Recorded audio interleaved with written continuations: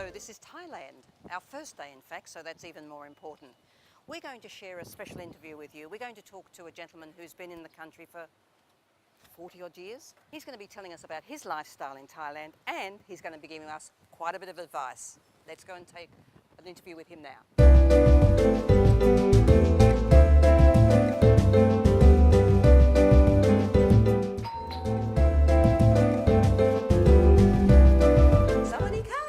Sawadee Krap. Nice to see you again, Mr. Anders Norman. Of course, you're Consul General also of Denmark in Thailand. I am indeed. As well as all the other things you do. Nice to see you again. Good to see you. Why did you wait so many years? Maybe I didn't get an invitation. Come in. Thank you.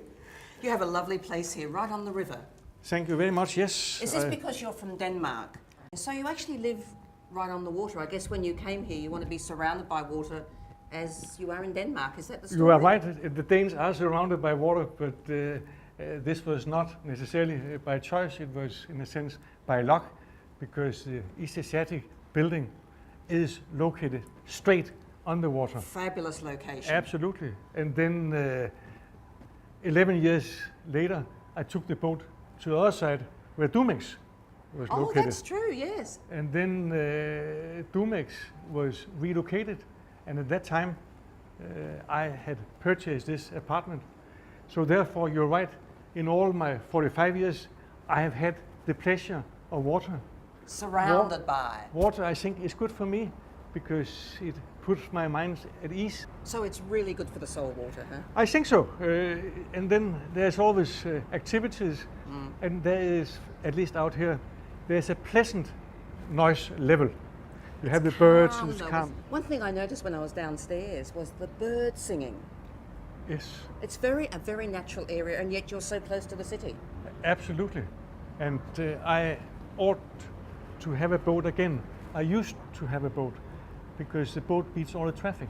Why don't you? So from here into an Oriental hotel, because the thing with, if you own a boat, there are two great moments: when you buy it and when you sell it.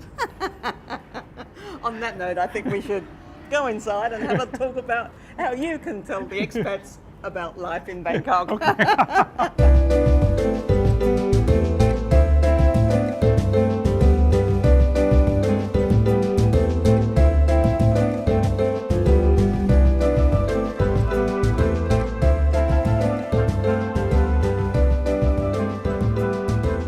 came to Thailand from Denmark 45 years ago.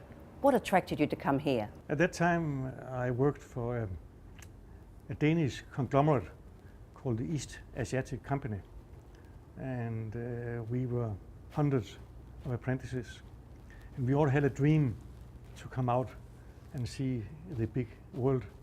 And obviously, Asia was a place which we all thought, this is a place we would like to go. And yes, I saw a poster from Thai International, and they did not show any Danish girls, but they showed some Thai girls. And I thought, that's a country I would like to visit. So it was the girls that attracted you? Absolutely. And also the opportunities of getting away from Denmark.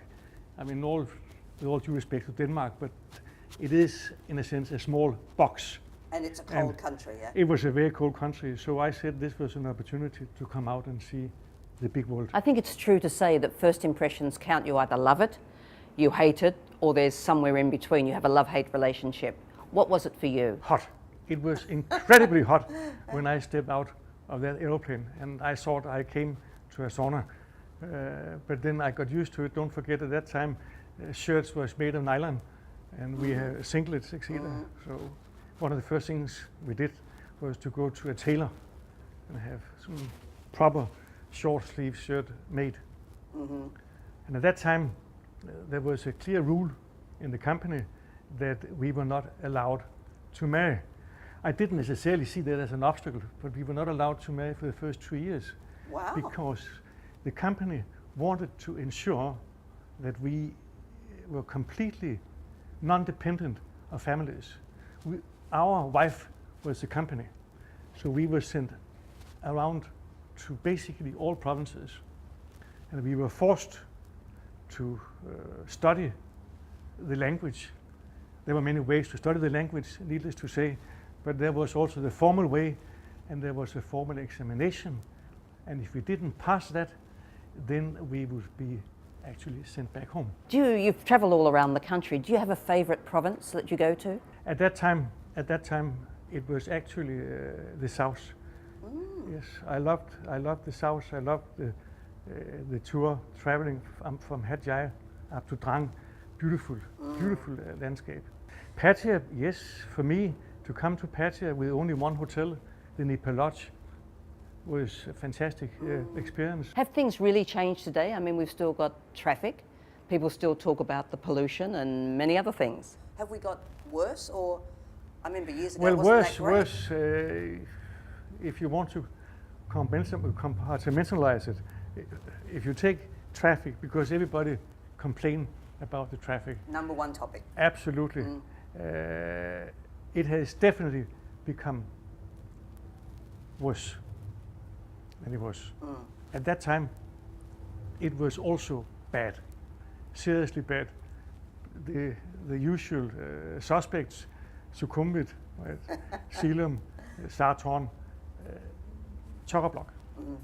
The difference is, at that time, the pollution factor made it worse.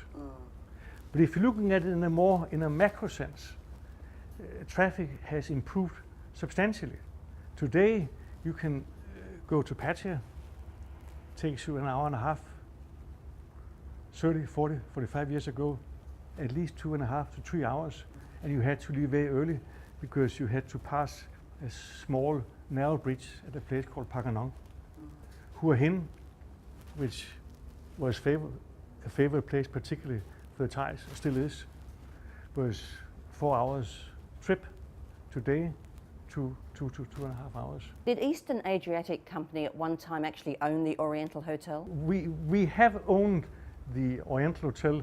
That was back in 1897. Okay. So once upon a time we were the owner, but we had a partnership, and the former general manager Kurt Larkweigel. One of the things that's hard for foreigners to understand is that Thai people don't initially, and perhaps for some years, invite you to their homes.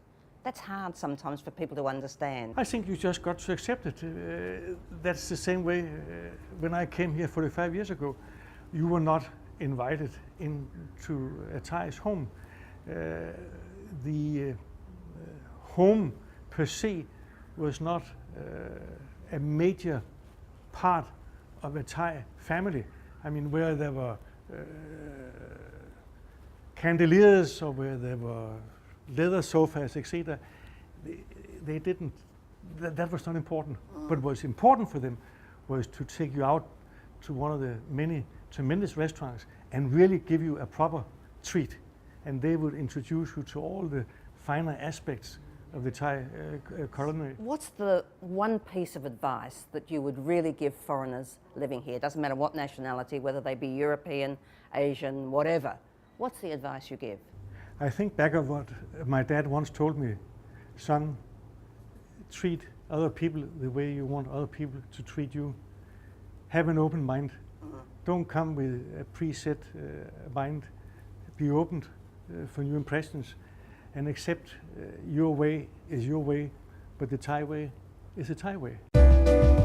As you can see, we could really talk for hours about the experience of Bangkok then and Bangkok now, but interesting that there's so many things that are very, very similar. I guess the big message for me is the fact, and something that I've learned, is that, you know, when we're back home, people don't come knocking on the door and say, come on over. You've actually got to get out there and assimilate, mix, try to speak some of the language. And you know what? There is so much to see and do here. Over the next how many years, we're going to be telling you a lot more.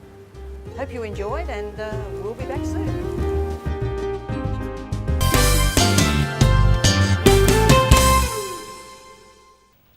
Thank you very much, Valerie, and Anders Norman, our very first guest on the show. Thank you very much for joining us. And you can expect to see more of them because there is a lot to talk about in living here in Thailand.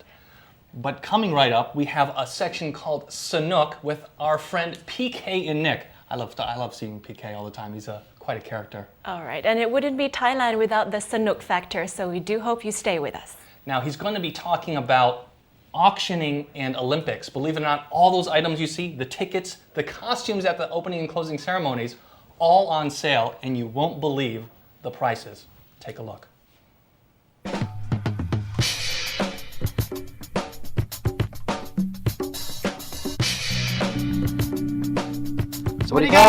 Hello and welcome to the Snook section. Well, this is part of the coolest section also. This is Thailand. This is Nick And this is PK. Let me tell you a little something about Sanuk. What's you gonna get from two of us? Anything that's happening, anything that's in trend, anything that's cool, anything you don't know about while being in Bangkok, Thailand, we'll give it right to you. Right here. And you know what? We are the two information people. Really? Yeah. We're like the Google of Thailand? Well, not Google, but just, more like a Yahoo. Oh, okay. So what you got for me, Nick? But I don't know, do you use eBay a lot? Of course. Do you like shopping on eBay? Tech toys. You know what they got there? What they got now, man? You watch the Olympics these days, Yeah, right? of course, yeah. It was just over a couple of Yeah, like a true, week. true. Okay. Well, the opening ceremony? All the people, the props of the opening ceremony. Okay. All the, all the shirt, the clothing the women's wearing. Right. It's on eBay. And you know what? They're making a killing. Wait.